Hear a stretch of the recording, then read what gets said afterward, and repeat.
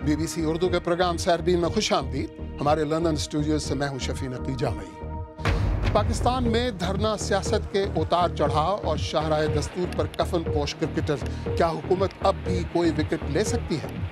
ہم نے اب تک انتہائی تحمل کا مظاہرہ کیا ہے۔ جب ہم ٹی وی پہ ان بچیوں کو دیکھتے ہیں جنہوں نے انقلاب یا شہادت یہاں پہ بینڈز لگائے ہوئے ہیں تو ہمارا دل پھٹتا ہے۔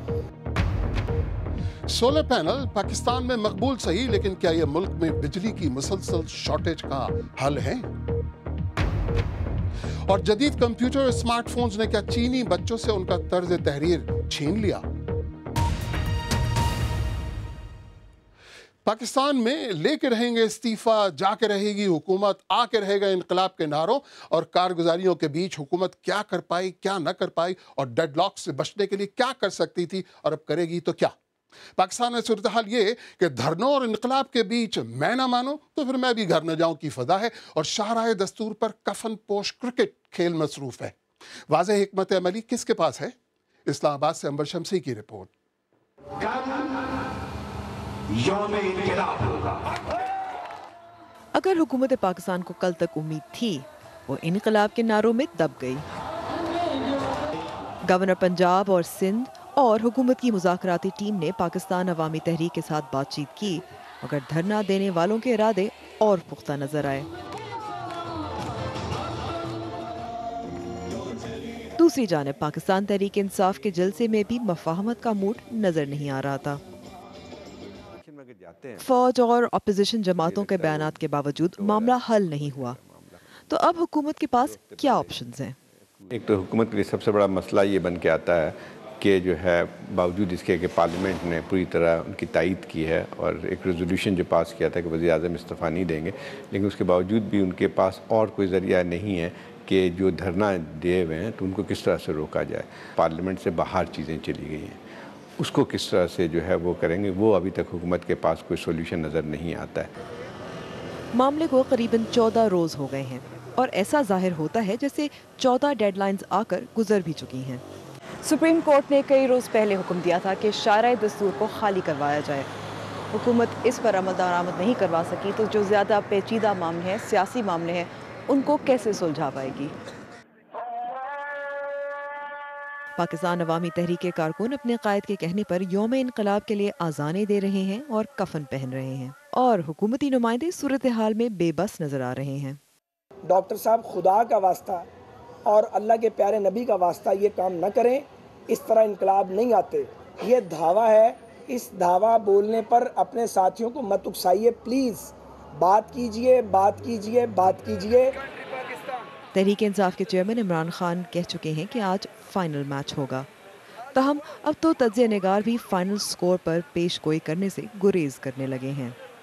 عنبر شمسی، BBC نیوز، اسلام آباد۔ آئیے دیکھتے ہیں کہ اس موضوع پر آپ فیس بک پر کیا کہہ رہے ہیں۔ سہیب ملک نے کہا کہ حکومت کی نااہلی کو عمران کی ضد کا تڑکا لگا ہے اور اب یہ گھان، کرارا اور چٹپٹا بن گیا ہے۔ پاکستان میں سیاسی رسہ کشی اور ٹس سے مس نہ ہونے کی صورتحال پر مزید بات کرنے کے لیے میرے ساتھ BBC اسلام آباد اسٹوڈیو سے براہ راست موجود ہیں تجزیہ کار کامران شفیع صاحب۔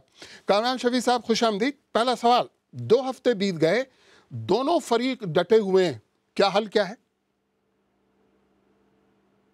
نہیں، حل تو کانسٹیٹیوشنل یا جو ہمارا آئین کہتا ہے وہی ہونا چاہیے شفیع بھائی۔ بات یہ ہے کہ یہ تو اوٹ پٹانگ بات ہے نا کہ پرائم منسٹر استعفیٰ دے دیں، پھر سب سے جو غلط یا بات جو تھی کہ جی چلیے 1 مہینے کے لیے استعفیٰ دے دیں یا 1 مہینے کے لیے، ارے بھائی وہ 1 مہینے کے لیے کیا OSD اپنے آپ کو ڈکلیئر کر لیں کیا؟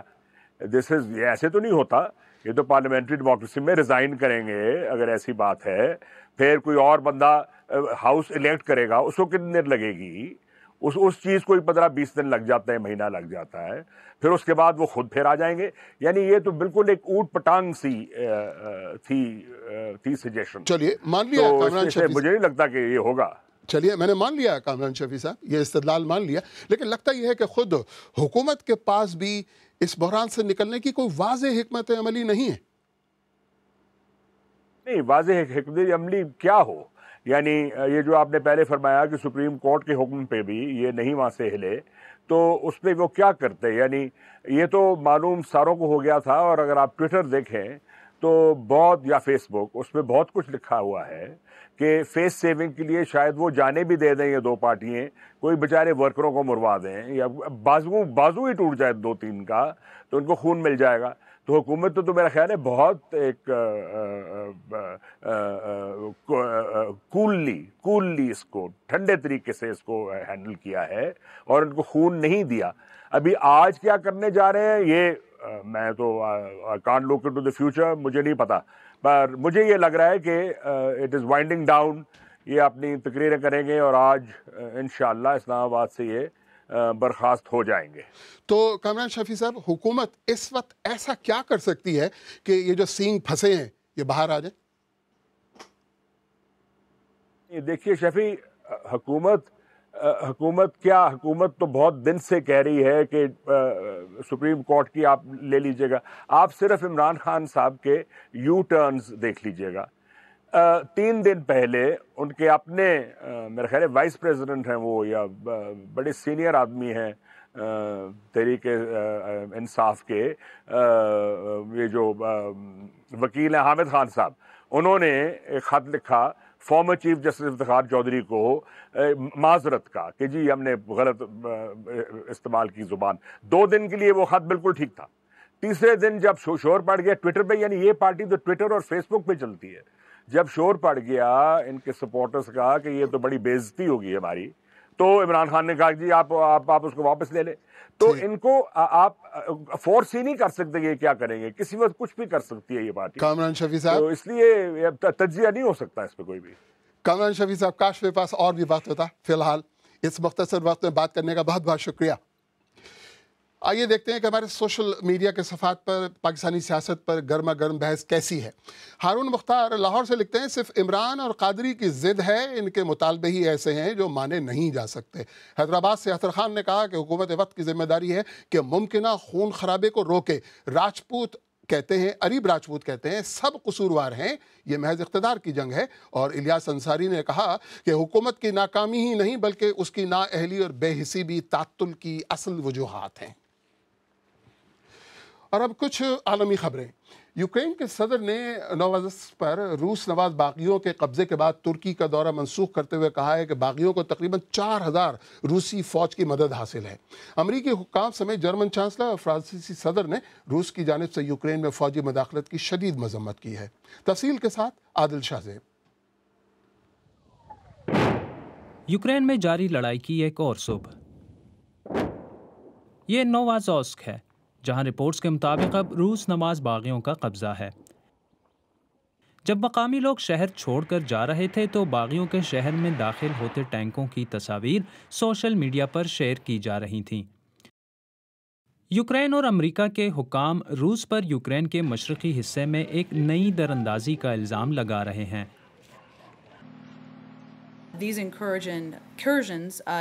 یہ دراندازی اس بات کا اشارہ ہے کہ دونیتسک اور لوہانسک میں روس کی جانب سے کارروائی کی جا رہی ہے، اور یہ ہمارے لیے پریشانی کی بات ہے۔ دوسری طرف ڈونیتسک میں ایک کلچرل سینٹر پر باغیوں کے حملے میں 3 افراد ہلاک ہو گئے۔ یہ سب کچھ اس کے باوجود ہو رہا ہے کہ روس اور یوکرین کے سربراہان کے درمیان ہونے والی حالیہ ملاقات میں قیام امن کے لیے روڈ میپ دینے کے وعدے کیے گئے، لیکن ان وعدوں کے اثرات یوکرین میں جاری جنگ پر دکھائی نہیں دیتے، جہاں دور دور تک امن کا نام و نشان نہیں۔ عادل شاہ زیب، BBC نیوز۔ امریکہ میں سینٹر فار ڈیزیز کے ڈائریکٹر نے افریقہ میں ایبولا وائرس کے مزید پھیلنے کی وارننگ جاری کی ہے۔ نائجیریا میں ایبولا وائرس کا علاج کرنے والا ایک ڈاکٹر اسی وائرس کے باعث ہلاک ہوا ہے۔ جان لیوا ایبولا وائرس کے اب تک 3000 کیسز ریکارڈ ہو چکے ہیں۔ وائرس اب تک 1500 افراد کی جان لے چکا ہے۔ بھارت کے وزیر اعظم نریندر مودی نے ہر خاندان کے لیے بینک اکاؤنٹ کھولنے کا اعلان کیا ہے۔ انڈیا کی تقریباً 40% آبادی کو بینکوں تک محدود رسائی حاصل ہے، جس کے باعث انہیں بھاری سود پر نجی قرضے حاصل کرنے پڑتے ہیں۔ نئے اعداد و شمار کے مطابق برطانیہ چھوڑنے والوں کے مقابلے میں یہاں آنے والے امیگرنٹس کی تعداد میں بے تحاشا اضافہ ہوا ہے، اور اب یہ فرق 68% بڑھ گیا ہے۔ آنے والے امیگریشن میں 2/3 تعداد یورپی باشندوں کی ہے۔ आइए देखते हैं कि हमारी वेबसाइट bbcurdu.com पर आप कौन सी खबरें दिलचस्पी से पढ़ रहे हैं। आज़ादी और इनकलाब मार्च पर हमारी लाइव अपडेट्स को गुज़िश्ता हफ्ते से अब तक 10 लाख से ज़्यादा लोग पढ़ चुके हैं और आज भी ये बेहद मकबूल खबर है। इसके अलावा अमेरिका में अमीरों के नखरों की पिक्चर गैलरी भी बहुत देखी जा रही है।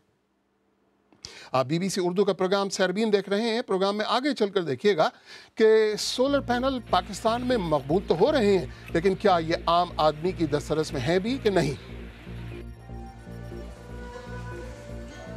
चीनी खत्ताती का फन सदियों पुराना है, लेकिन ये मर क्यों रहा है? चीनी अपनी ज़बान क्यों भूलते जा रहे हैं?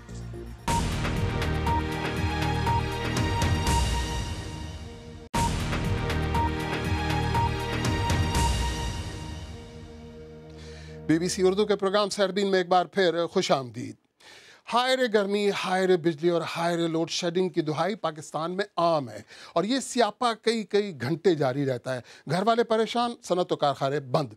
मसले के हल के लिए हुकूमत ने सोलर पैनल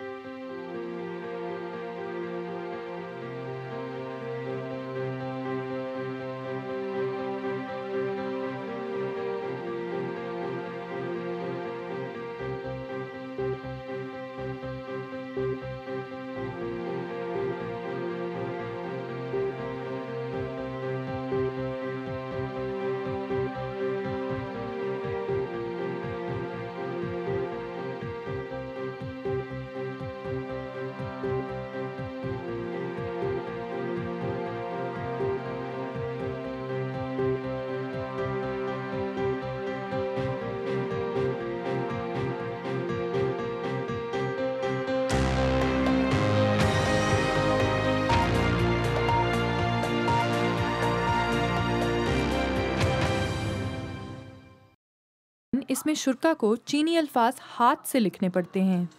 ہر لائن یعنی سطر اور ہر ڈیش بالکل صحیح ہونی چاہیے۔ عام طور پر مقابلے میں حصہ لینے والے مہینوں لغت سے اس کی تیاری کرتے ہیں، لیکن یہاں ایک مسئلہ بھی ہے، وہ یہ کہ چینی زبان میں کوئی حروفی تہجی نہیں، بلکہ ہر لفظ کو ایک کیریکٹر یعنی علامت یا سمبل کی مدد سے بیان کیا جاتا ہے، اور یہ 85,000 کے لگ بھگ ہے۔ لیکن روز استعمال کیے جانے والے اسمارٹ فونز اور کمپیوٹرز کی وجہ سے لوگ ان کیریکٹرز کو لکھنا آہستہ آہستہ بھولتے جا رہے ہیں۔ یہ شخص انگوٹھے کے کیریکٹر کو بھی بھول گیا ہے، اور انہیں مینڈک لکھنا اتنا ہی مشکل لگا، جو کہ انگریزی میں تو آسان ہے لیکن چینی زبان میں مشکل، اور کوئی بھی سادہ سا لفظ چھینک نہ لکھ سکا۔ لیکن ابھی بھی پینٹ برش کے استعمال کے متعلق کچھ امید باقی ہے۔ چین کی وزارت تعلیم چاہتی ہے کہ بچے زیادہ وقت لکھنا سیکھنے میں گزاریں۔ بیجنگ کے اس پبلک اسکول میں طلبہ ایک خاص کلاس روم میں خطاطی لکھنا سیکھتے ہیں۔ اساتذہ اور بچے دونوں مل کر لکھنا سیکھتے ہیں۔ مجھے خود بعض الفاظ لکھنے میں مشکل ہوتی ہے۔ گرم دنوں میں کلاس روم اسکول سے باہر ہوتی ہے۔ اساتذہ کا کہنا ہے کہ ان کلاسوں میں نہ صرف بچوں کو لکھانا سکھایا جاتا ہے، بلکہ چین جیسے تیز رفتار ملک میں زندگی کی رفتار کو خود طے کرنا بھی سکھایا جاتا ہے۔ ایمن خواجہ، BBC نیوز۔ کیریکٹر یا علامات میں لکھی جانے والی چینی زبان اور کیریکٹرز کی تعداد 85,000۔ آخر میں آپ کو یاد دلاتے چلے کہ آج کا بڑا موضوع تھا پاکستان کا سیاسی بحران۔ پاکستان تحریک انصاف اور پاکستان عوامی تحریک کے دھرنوں کو اب تقریباً 2 ہفتے گزر چکے اور سیاسی بحران مزید بڑھتا جا رہا ہے۔ ایسا لگتا ہے کہ ڈیڈ لاک کو ختم کرنے کے لیے حکومت کے پاس شاید کوئی واضح حکمت عملی نہیں۔ کیسے حل ہو پائے گا یہ معاملہ؟ اگر آپ چاہیں تو مجھ سے اور ہماری ٹیم کے دیگر ساتھیوں سے ٹویٹر پہ بھی رابطہ کر سکتے ہیں۔ میرا ٹویٹر ہینڈل ہے @شفیع_نقی_جامعی۔ اس کے ساتھ ہی سیربین اختتام کو پہنچا، اور اگر آپ اس پروگرام کو دوبارہ دیکھنا چاہیں تو ہماری ویب سائٹ bbcurdu.com پر بھی آ سکتے ہیں۔ شفیع نقی جامعی کو اجازت دیجیے۔